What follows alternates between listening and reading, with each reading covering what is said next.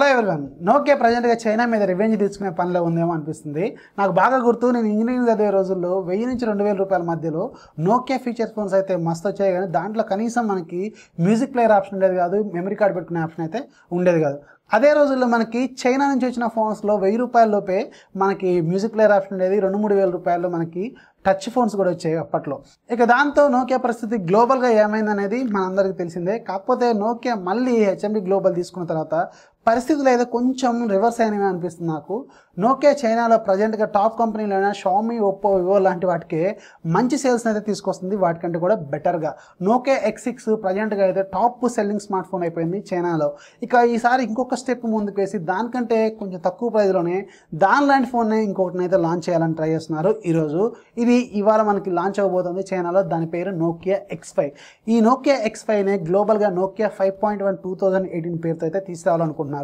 ఇక ఇదైతే ప్రజెంట్గా ఇండియాకు వస్తుందా లేదనే ఫుల్ క్లారిటీ అయితే లేదు, కానీ ఖచ్చితంగా వచ్చే అవకాశం అయితే ఉందని చెప్పాలి.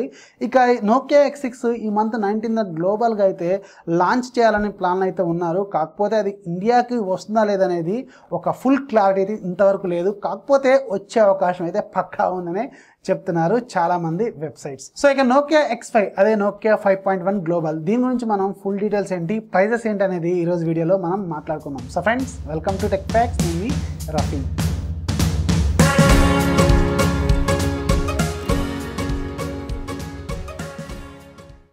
ఫ్రెండ్స్, ఇక నోకియా X5 ఫుల్ డీటెయిల్స్లోకి వెళ్ళడానికంటే ముందు ఒక చిన్న కరెక్షన్ అయితే చేయాలి. నేను మోటరోలా E5 ప్లస్ గురించి ఒక వీడియో తీశాను. ఆ వీడియో అంతా కరెక్టే, కానీ దాంట్లో ఎడిటింగ్లో మాత్రం ఒక చిన్న మిస్టేక్ అయితే జరిగింది. వాల్ మీద పెట్టిన స్పెసిఫికేషన్స్లో E5కి బదులు E4 అని పడింది. చాలామంది కామెంట్ సెక్షన్లో అయితే గుర్తు చేశారు. సో అందరికీ థ్యాంక్స్. అలాగే ఇక ముందు ఎడిటింగ్లో ఎలాంటి మిస్టేక్స్ లేకుండా అయితే ట్రై చేస్తాను. ఇక నోకియా X5 స్పెసిఫికేషన్స్లోకి వెళ్తే ఇది చూడటానికి అచ్చం మనకి నోకియా X6 చూసినట్టే ఉంటుంది. ఎక్కడ కూడా చేంజెస్ అయితే ఉండవు. Back side design, front side design, అలాగే fingerprint design, camera designs అన్నీ కూడా సేమ్ మనకి నోకియా X6 లాగే ఉంటాయి. కాకపోతే నోకియా X5లో మనకి బెజల్స్ అయితే కొంచెం థిక్గా ఉంటాయి. అంటే మనకి పైన కింద అంచులు అయితే కొంచెం పెద్దవిగా ఉంటాయి నోకియా X6తో కంపేర్ చేస్తే. ఇది ఒక 5.86 ఇంచెస్ HD ప్లస్ డిస్ప్లేతో వస్తుంది. అంటే మనకి దీంట్లో 1520x720 పిక్సెల్స్ అయితే ఉంటాయి. నార్మల్ HD ప్లస్ డిస్ప్లేస్లో ఈ రోజుల్లో వచ్చే 5.9 ఇంచెస్లో 1440x720 పిక్సెల్స్ అయితే ఉంటాయి. కాకపోతే దీంట్లో వీళ్ళు కొంచెం బెటర్గా తీసుకొస్తున్నారు. సో వ్యూయింగ్ యాంగిల్స్ కూడా కొంచెం బాగానే ఉంటాయి. అలాగే దీంట్లో నాచ్ కూడా నోకియా X6 కంటే కొంచెం పెద్దగా ఉంటుందని చెప్తున్నారు. ఇదైతే మనకి 2 వేరియంట్స్లో తీసుకొస్తున్నారు. ఒకటి 3GB ర్యామ్, ఇంకోటి 4GB ర్యామ్. 3GB ర్యామ్లో మనకి 32GB ఇంటర్నల్ మెమరీ వస్తుంది. 4GB ర్యామ్ వేరియంట్లో మనకి 64GB ఇంటర్నల్ మెమరీ అయితే వస్తుంది. ఇక ఇదైతే మనకి వీళ్ళు తీసుకొచ్చిన ప్రైస్లో మాత్రం ఎక్సలెంట్ ప్రాసెసర్ని తీసుకొచ్చారని చెప్పాలి. ఏదైతే మనం OPPO RealMe 1లో చూసినాం MediaTek Helio P60 ప్రాసెసర్, దాన్ని దీంట్లో అయితే వాడుతున్నారు. So MediaTek Helio P60 one of the best AI capabilities ఉన్న ప్రాసెసర్ అని చెప్పాలి. మంచి ఫేషియల్ రికగ్నిషన్ లాంటి ఫీచర్స్ కావాలనుకుంటే మాత్రం ఖచ్చితంగా MediaTek Helio P60 అయితే బెటర్గా వర్క్ చేస్తుంది. సో ఇక మనకి ఆర్టిఫిషియల్ ఇంటెలిజెన్స్ క్యాపబిలిటీస్ ఉన్నాయి కాబట్టి ఖచ్చితంగా ఈ ప్రాసెసర్ బాగానే ఉంటుంది. ఇది ఒక octa-core ప్రాసెసర్, 2.0 GHz స్పీడ్ అయితే ఉంటుంది. దీంట్లో ఫస్ట్ 4 కోర్స్ మనకి ARM Cortex-A73 మీద బిల్డ్ అయినవి. అలాగే మిగతా 4 కోర్స్ ARM Cortex-A53 మీద బిల్డ్ అయిన ప్రాసెసర్స్. సో మనకైతే ఇది ఖచ్చితంగా బెటర్ ప్రాసెసర్ అని చెప్పాలి. ఎందుకంటే OPPO RealMe 1 ఆల్రెడీ బాగా పాపులర్ అయిపోయింది. ఇది గేమింగ్ ఎక్స్పీరియన్స్ మాత్రం ఎక్సలెంట్గా ఉంటుంది.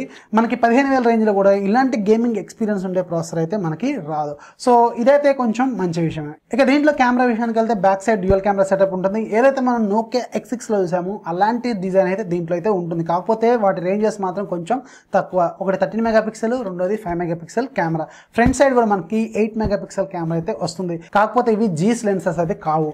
సో మనకి 10,000 రేంజ్లో మనం జీస్ లెన్సెస్ అయితే ఎక్స్పెక్ట్ చేయలేం. కాకపోతే చాలా మంది రూమర్స్ ఏంటంటే నోకియా X6లో జీస్ లెన్సెస్ తీసుకొస్తారనుకున్నారు, కానీ అది కూడా మనకి రాలేదు.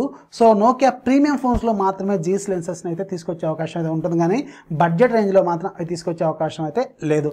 ఇక ఇది 3000 mAh బ్యాటరీతో వస్తుంది. అలాగే ఇది ఫాస్ట్ ఛార్జింగ్ కూడా సపోర్ట్ చేస్తుందని చెప్తున్నారు. ఇక ఇది మనకి 2 వేరియంట్స్లో వస్తుంది. 3GB ర్యామ్ వేరియంట్ మనకి 799 yuans అయితే ఉంటుంది. అంటే ఇది దగ్గర మన ఇండియన్ కరెన్సీలో 8,200 అయితే ఉంటుంది. ఇక దీంట్లో 4GB RAM variant, 64GB internal internal memory వచ్చేది మనకి 999 యువాన్స్ అయితే ఉంటుంది, అంటే దగ్గరగా 10,300 అయితే ఉంటుంది. ఇక దీంట్లో మనకి హైలైట్ ఏంటంటే సేమ్ ఏదైతే మనకి నోకియా నుంచి ఎక్స్పెక్ట్ చేస్తున్నామో దాని బిల్డ్ క్వాలిటీ, అలాగే దాంట్లో కెమెరాలు, సో ఎవ్రీథింగ్ సేమ్ మనకి ప్యూర్ ఆండ్రాయిడ్తో వస్తుంది, ఆండ్రాయిడ్ 8.1 ఓరియోతో వస్తుంది, ఆండ్రాయిడ్ పీక్ కూడా ఇది క్యాపబుల్. సో మనకి ఇదైతే బడ్జెట్లో ఎక్సలెంట్ ఫోన్ అని చెప్పాలి. కాకపోతే ఇండియాకి ఎప్పుడు తీసుకొస్తారు భయ్ మీరు, అది మాత్రం క్లారిటీ అయితే లేదు. సో ఇది మాత్రం మంచి ఫోను, ఎక్స్పెక్ట్ చేస్తున్న ఫోన్స్లో ఇది కూడా ఒకటైతే చేరిపోయింది. కాకపోతే ఇండియాకి ఎప్పుడు వస్తుంది అనేది క్లారిటీ అయితే ఇప్పటికి కూడా వీళ్ళైతే క్లారిటీ ఇవ్వట్లేదు. కాకపోతే నోకియా నీకు ఎందుకు చైనా మీద అంత మక్కువ, మేమంటే ఎందుకు అంత లోకు అనేది ఒక క్వశ్చన్ అయితే మిగిలిపోతుంది. ఇది మాత్రం ఇండియాకి వస్తే మాత్రం బడ్జెట్లో ఇక మిగతా ఏ కంపెనీల ఫోన్లు కూడా ఎవరు కొనరు.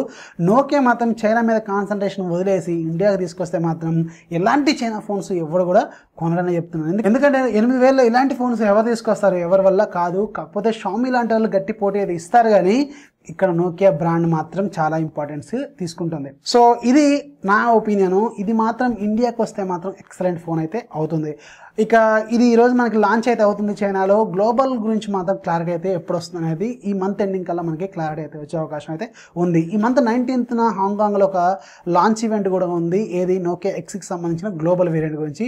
అది ఇండియాకి వస్తుందా లేదా, లేకపోతే నోకియా X5 అన్నా తీసుకొస్తారా లేదా అనేది మనకైతే ఆ రోజు క్లారిటీ అయితే వస్తుంది. దీన్ని గ్లోబల్గా నోకియా 5.1 గాని తీసుకొద్దామని అనుకుంటున్నారు.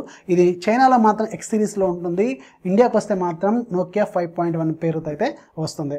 సో ఇది ఫ్రెండ్స్ నోకియా X5 గురించి. నోకియా X5 కాదు, ఏ ఫోన్ వచ్చినా కానీ ఖచ్చితంగా ఇండియన్స్ అయితే దాన్ని ఎంకరేజ్ అయితే చేస్తారు, ఎందుకంటే నోకియాకున్న బ్రాండ్ వాల్యూ మాత్రం ఎక్కడికి పోదు. సో ఈ వీడియో నచ్చితే లైక్ చేయండి, అలాగే మీ ఫ్రెండ్స్కి షేర్ చేయండి. మన ఛానల్ని ఎప్పుడు సపోర్ట్ చేస్తూనే ఉండండి. This is Rafi signing, by by.